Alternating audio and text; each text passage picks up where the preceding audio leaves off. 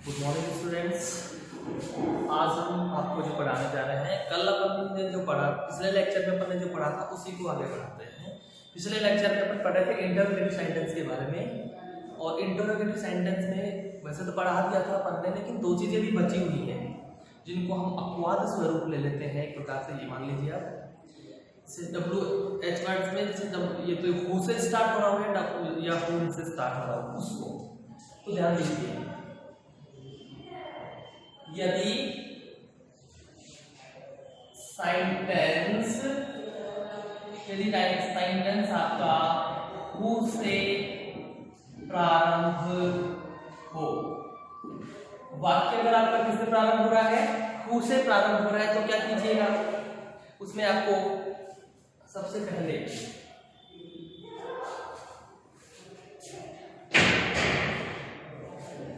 आप कीजिएगा जो हु है, हु को बाय होम में चेंज करके वाक्य की शुरुआत करनी है। यानी कि सबसे पहले आप क्या करेंगे, अगर आपका वाक्य हु से प्रारंभ हो रहा है तो बाय होम आप सबसे पहले लिखेंगे, ठीक है। बाय होम से आप वाक्य प्रारंभ करेंगे, उसके बाद में सेकंड नंबर पे जो आएगी वो होगी आपकी हेल्पिंग वर्ब।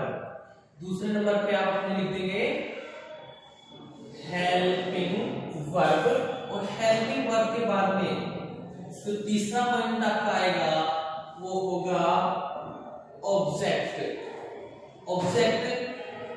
फोर्थ पॉइंट आएगा आपका वर्ब की थर्ड फॉर्म।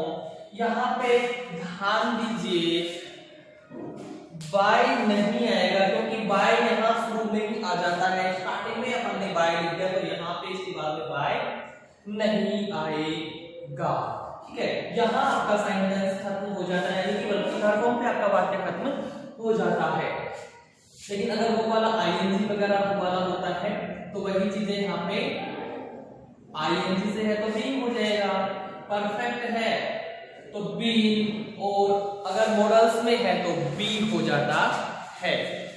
ये चीजें आपको विशेष रूप से ध्यान रखनी होगी। एग्जांपल देखते हैं अपन। एग्जांपल मैंने यहां पे लिखा who plucked this beautiful flower, who plucked this beautiful flower, ये सुंदर फूल किसने तोड़ा, सॉरी क्वेश्चन मार्क, ये सुंदर फूल किसने तोड़ा।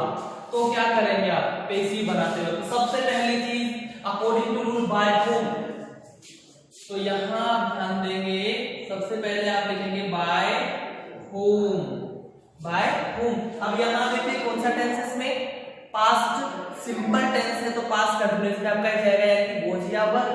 अब यहाँ दिस ब्यूटीफुल फ्लावर, सिंगुलर अकेले फूल की बात कर रहे हैं हम, तो वॉज आ जाएगा, बाय होम वॉज। अब यहाँ ये आपका मेन वर्ब है और ये आपका ऑब्जेक्ट है, यहाँ आपको सब्जेक्ट नहीं मिलेगा, सब्जेक्ट इसमें है ही नहीं, ठीक है। तो ये मेन वर्ब और ये ऑब्जेक्ट, तो बाय होम वॉज। अब यहाँ पे देखिए बाय होम आ गया, हेल्पिंग वर्ब आ गया, अब क्या मांगता है, अब ये मांगता है कि यहाँ पे आपका ऑब्जेक्ट आना चाहिए, तो यानी कि ये लिख देंगे अपन दिस ब्यूटीफुल फ्लावर। अब क्या है, इनमें से आईएनजी भी नहीं है, इसमें परफेक्ट भी नहीं है और मॉडल भी नहीं है, तो इनमें से कोई सा नहीं आएगा, तो क्या आएगा थर्ड फॉर्म। यहाँ पे ऑलरेडी ये थर्ड फॉर्म, ये सेकंड फॉर्म है, यहाँ पे क्योंकि विदाउट हेल्पिंग वर्ब है, लेकिन यहाँ पे तो हमेशा थर्ड फॉर्म आती है, उसकी थर्ड फॉर्म भी यही होती है, ठीक है।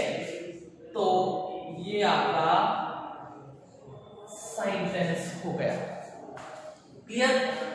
Who plucked this beautiful flower, ये है किसने यह सुंदर फूल तोड़ा, फिर यहाँ किसके द्वारा यह सुंदर फूल तोड़ा गया था। क्लियर है आपका यहाँ पे। सेकंड सेंटेंस अपन लेते हैं,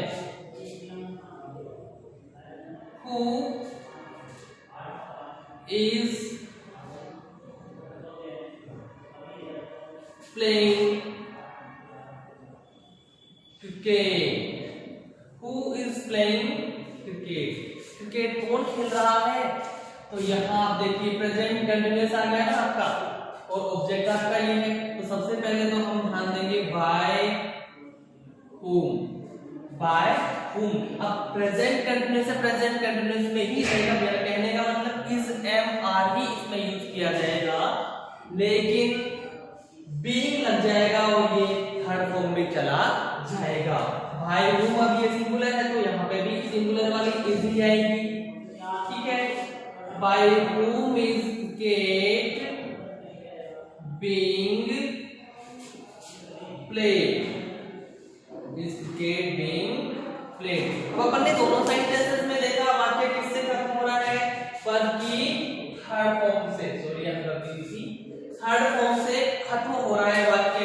और यहाँ मैंने यही लिखा था आपको, देखिए सबसे पहले बाय whom आ गया, उसके बाद आपकी हेल्पिंग वर्ब आ गई, सॉरी, उसके बाद में आपका ऑब्जेक्ट आ गया। ऑब्जेक्ट के बाद में क्योंकि यहाँ पे आईएनजी लगा हुआ है, इसलिए अपन ने यहाँ पे क्या किया, बीइंग ऐड किया, और अंत में आपकी वर्ब की थर्ड फॉर्म। ये होता आपका, अगर वाक्य किससे शुरू हो रहा है, हु से आपका वाक्य शुरू हो रहा है। और लिख लीजिए एक sentence,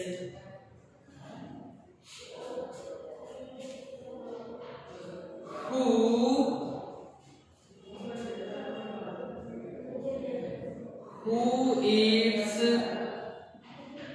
food daily, who eats food daily, रोज खाना कौन पकाता है, सॉरी रोज खाना कौन खाता है, भाई सब खाते हैं, बट एज ए सेंटेंस एक हम देख ले रहे हैं यहाँ पे बाय whom। अब ये कौन सा एस लग रहा है, यहाँ पे एस कौन से में लगता है, प्रेजेंट सिंपल में, तो किसमें जाना है इसको, प्रेजेंट कंटिन्यूअस में। तो अब फूड ये ऑब्जेक्ट है, ये अदर्स में आ जाता है आपका आइटम में, तो ये सिंगुलर ही है, तो ये सिंगुलर वाली यानी कि इज आएगी यहाँ पे, है singular. By whom is food eaten daily, ये आपका सेंटेंस हो गया है। तो ये वाला तो क्या था, अगर आपका वाक्य शुरू होता है किससे, हु से, तो आप ये फॉर्मेट में करेंगे। इस चीज को आपको विशेष रूप से ध्यान रखना होगा। नेक्स्ट, तो ये तो हो गया आपका हु से अगर आपका वाक्य प्रारंभ हो रहा है, किससे हो रहा है अगर आपका वाक्य हु से प्रारंभ हो रहा है। तो इसके बाद में जो अपना नेक्स्ट पॉइंट होता है वो ये होता है कि अगर वाक्य हु से प्रारंभ ना होके whom से प्रारंभ हो रहा है, यदि सेंटेंस whom से प्रारंभ हो, ध्यान दीजिए स्टूडेंट्स, अगर आपका वाक्य किससे प्रारंभ हो, whom से, तो अब आप पूछेंगे सर whom से था तो अपन ने बाय whom कर दिया, whom से हो रहा था बाय whom कर देंगे, जी नहीं, ये बाय whom नहीं, सिर्फ whom से प्रारंभ होगा। तो सर्वप्रथम whom के प्लेस पर who आएगा। सबसे पहले क्या होगा, whom का जो प्लेस था वहां पे क्या आएगा, who आएगा, ठीक है जी सर। उसके बाद में वही सेम फॉर्मेट आपका हेल्पिंग वर्ब, क्लियर। थर्ड पे ऑब्जेक्ट अगर है तो, फोर्थ पे आपकी वर्ब की थर्ड फॉर्म, फिर आपका बाय, और अंत में आपका आ जाएगा सब्जेक्ट। तो ये वाली जो है आपकी वो होती है whom से प्रारंभ होने पर। ध्यान दीजिए, एग्जाम्पल फर्स्ट में ले रहा हूं, whom do you know, whom do you know, तुम किसे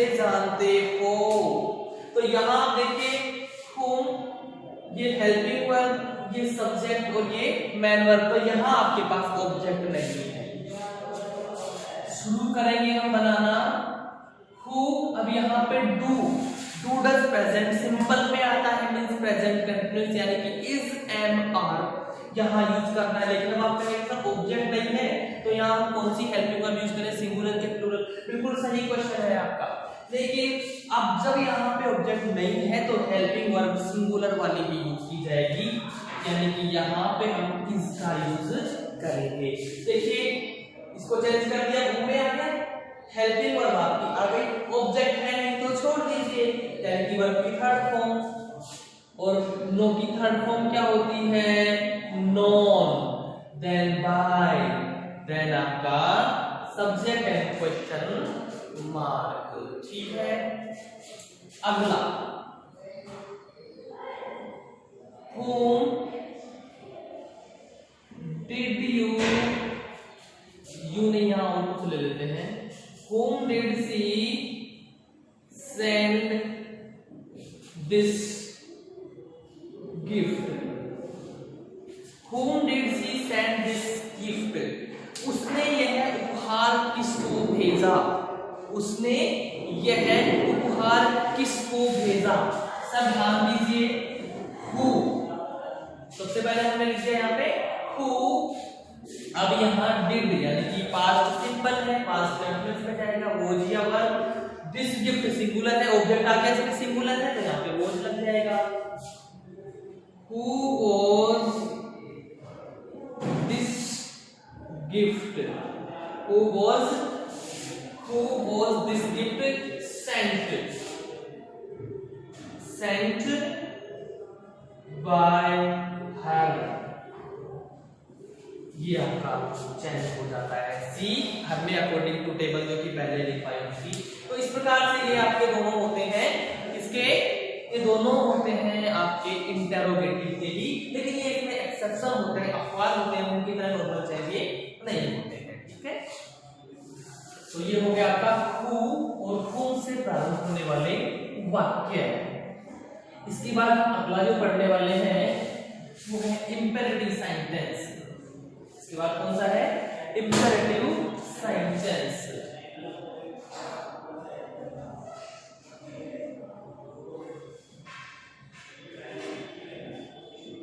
इंपेरेटिव सेंटेंस, इसको आप हिंदी में क्या बोलते हैं, एक प्रकार से हम ये मान लें आज्ञावाचक, इसको हम बोल सकते हैं आज्ञावाचक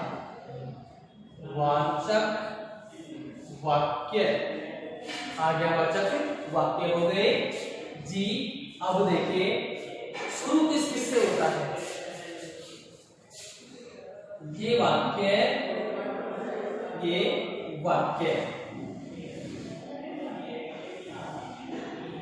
वर्ब की फर्स्ट फॉर्म से, वर्ब फर्स्ट फॉर्म, दूसरा डू या डू नॉट, तीसरा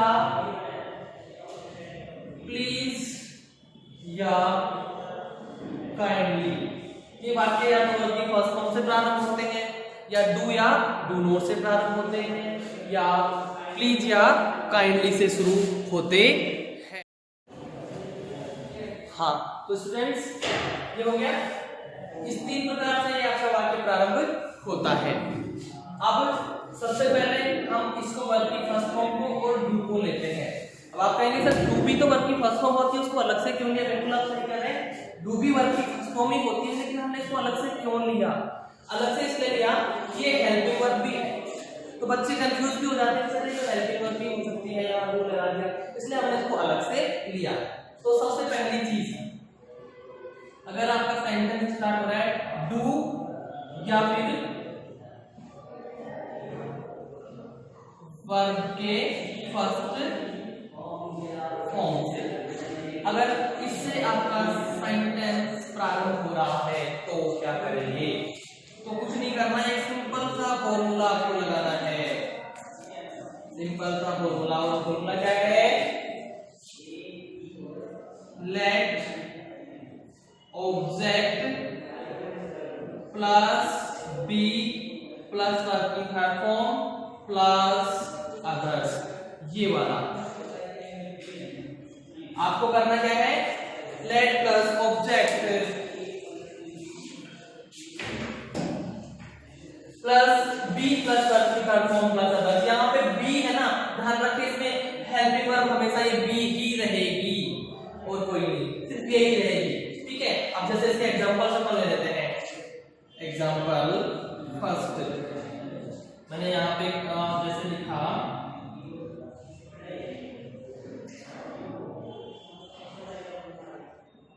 लिफ्ट दिस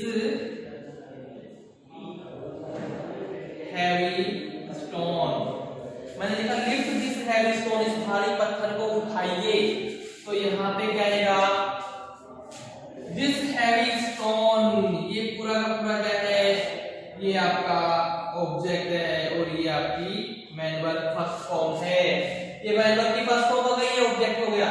करना क्या है, सबसे पहले लेट, यानी कि लेट से शुरू होते हैं, लेट ऑब्जेक्ट क्या है, this heavy stone, let this heavy stone. Sir दो चीजें आपकी आ गई, लेट ऑब्जेक्ट बी, अब मैन वर्ब की फर्स्ट फॉर्म है, यहाँ पे थर्ड फॉर्म आ जाएगी और आप लिख दीजिए lifted, let this heavy stone be lifted, ये भारी पत्थर उठाया जाना चाहिए या उठना चाहिए, भैया उठाओ, इसको उठाना ही पड़ेगा आपको। क्लियर, ये हो गया।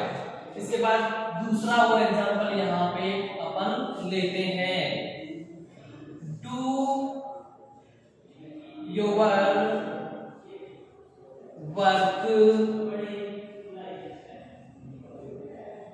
Properly, do your work properly, simple आगे ये हो गई वर्क की फर्स्ट फॉर्म, ये योर वर्क, ये पूरा ऑब्जेक्ट हो गया और ये अदर्स आ गया आपका। ठीक है, तो फिर वही लेट योर वर्क आपका ऑब्जेक्ट है, let your work then be और डू की third form do did done, third form क्या हो गई, done, let your work be done और लास्ट में क्या बचा, अदर्स वाला पार्ट प्रॉपरली, इसको आप यहाँ पे लिख दीजिए और देख लीजिए।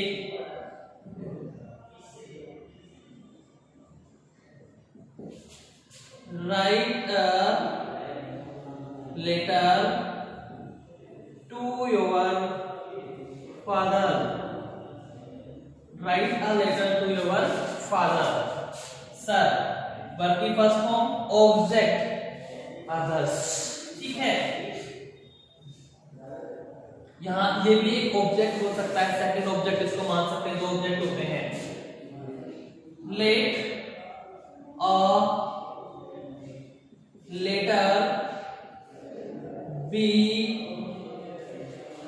Return to your father,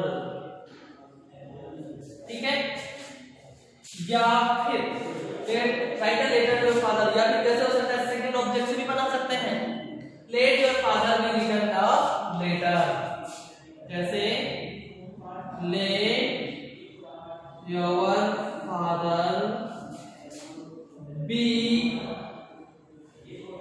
return a letter, इस प्रकार से आप इसको बना सकते हैं। ये तो हो गया आपका वर्ब की फर्स्ट फॉर्म या दूसरे अगर आपका वाक्य प्रारंभ हो रहा है उस कंडीशन पे।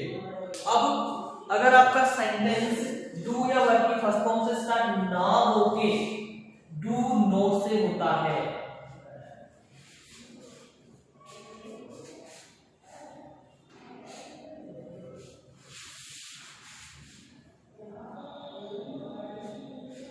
यदि वाक्य प्रारंभ होता है सेकंड थिंग डू नॉट से आपका वाक्य प्रारंभ हो रहा है तो क्या कीजिएगा, तो कुछ नहीं करना, पिछला जो फॉर्मूला था उसी में तीसरे नंबर पर, कौन से नंबर पे, तीसरे नंबर पर आपने नोट जोड़ देना है। देखिए फॉर्मूला है वो let plus object plus not plus be plus verb की थर्ड फॉर्म, और यहाँ पे कुछ और अदर्स में जो होगा वो आपका आ जाएगा। ये लीजिए किया क्या अपन ने, पिछले वाला फॉर्मूला था उसमें तीसरे नंबर पे यानी थर्ड प्लेस पे हमने नोट ऐड किया है, बाकी और कोई चेंज अपन ने इसमें नहीं किया है। हाँ जी, तो आगे बढ़ते हैं, एग्जांपल लेते हैं इसके।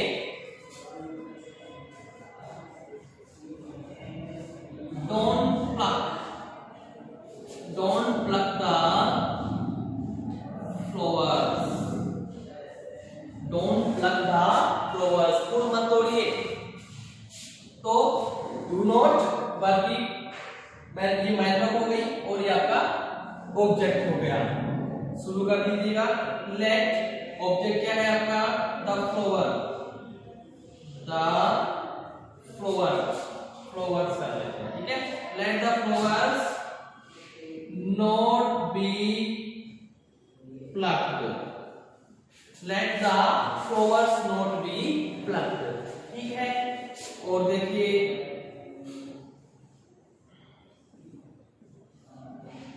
don't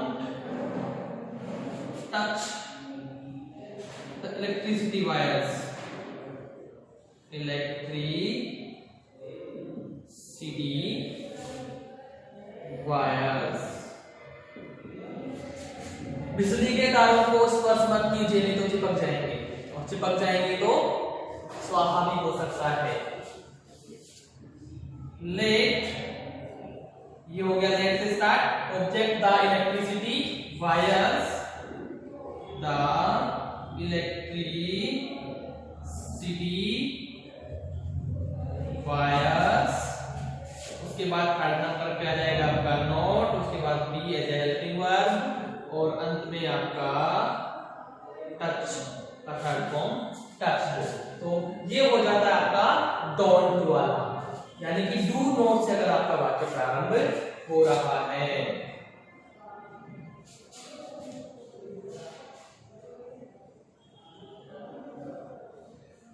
don't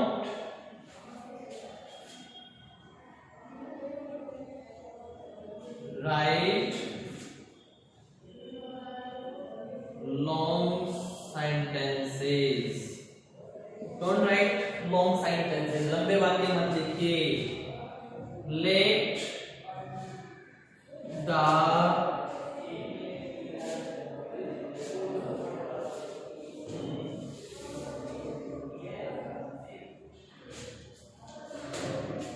don't write long sentences.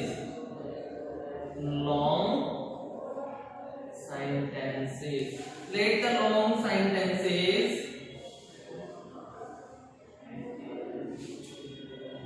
not be written. ठीक है, तो आशा करता हूँ ये अच्छे से आपको समझ में आ गया होगा। क्लियर है? तो डू नॉट और वर्ब की फर्स्ट फॉर्म वाला मैंने आपको समझा दिया अच्छे से। इसके बाद इसकी जो तीसरी चीज है वो होती है प्लीज या काइंडली। रिक्वेस्ट वाले,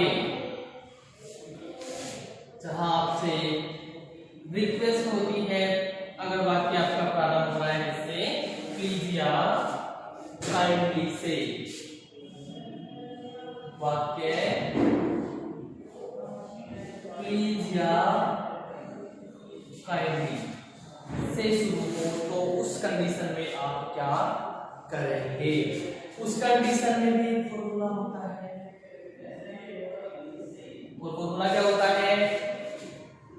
सबसे पहले ऑब्जेक्ट प्लस में प्लस प्लीज या काइंडली जो सेंटेंस में आपके आया हो,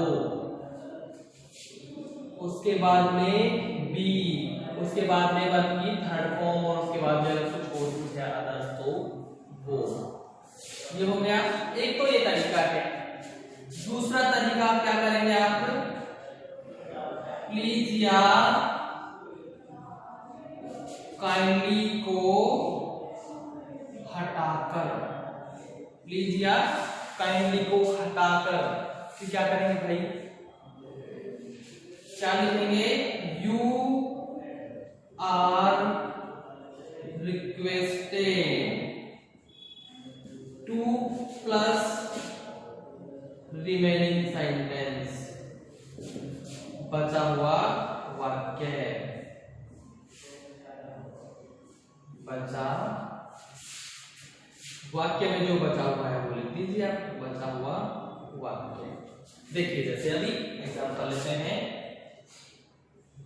example first, please give me your notebook, please give me your notebook, कृपया मुझे अपनी नोटबुक दीजिए, चेंज करेंगे तो प्लीज से स्टार्ट हो रहा है, ये प्लीज मैन वर्ब, ये क्या है, ये भी ऑब्जेक्ट है और ये भी ऑब्जेक्ट है, दोनों ही क्या है, इसके ऑब्जेक्ट है। तो सबसे पहले ये इधर आएगा, ठीक है, आई में प्लीज, देखिए ऑब्जेक्ट का इधर आ गया, सब्जेक्ट हो गया, मी को आई में चेंज कर दिया, उसके बाद में प्लीज या कहेंगे तो यहाँ क्या रहा, प्लीज, तो प्लीज आ जाएगा, आई में प्लीज बी, आई में प्लीज बी, अब क्या है, वर्ब की थर्ड फॉर्म गिवन और उसके बाद ये ऑब्जेक्ट है, सेकंड आई में please be given your notebook, एक तो ये हो गया, दूसरा ये तो फर्स्ट ऑब्जेक्ट से बनाया था, ये है ऑब्जेक्ट फर्स्ट और ये है ऑब्जेक्ट सेकंड। अब सेकंड ऑब्जेक्ट अगर आप सेंटेंस को चेंज करते हैं तो क्या होगा, योर नोटबुक में please be given to me. जब सेकंड ऑब्जेक्ट होता है यानी अपन उससे वाक्य बना रहे हैं, फर्स्ट ऑब्जेक्ट को ऐसा का ऐसा लिखते हैं प्रीपोजिशन, सॉरी ये कनेक्टिव लगा करके, प्रीपोजिशन कनेक्टिव जो भी है इसको लगा के अपन यहाँ पे लिख देते हैं, तो इससे कनेक्ट किया जा रहा है, ये आपका प्रीपोजिशन, सॉरी प्रीपोजिशन जरूर ही लगेगा और first object as it is यानी जैसा था वैसा का वैसा रहेगा, उसमें आपको कोई चेंज नहीं करना। एक तो ये तरीका हो गया, इस फॉर्मूला के अनुसार तो ये हो गए दोनों। मैं इसकी बात करूं इस वाले की, तो क्या होगा सर, बहुत इजी रहेगा, ये कैसे होगा, you are requested, you are requested, हमने क्या किया, प्लीज को हटा दिया, ये हट गया, give me your pen, you are requested to, you are requested to, अब इसको हटा दे तो बचा क्या, गिव मी योर पेन, ऐसे कैसे उतार दो, you are requested to give me your pen, ये हो गया आपका प्लीज या काइंडली से शुरू होने वाले वाक्य को चेंज करने का तरीका, ठीक है। तो आशा करता हूं आपको समझ में आया होगा, अगर कोई भी आपको इसमें कोई समस्या होती है तो आप कमेंट बॉक्स में अपनी प्रॉब्लम डाल सकते हैं, आपको समाधान दिया जाएगा। Thank you.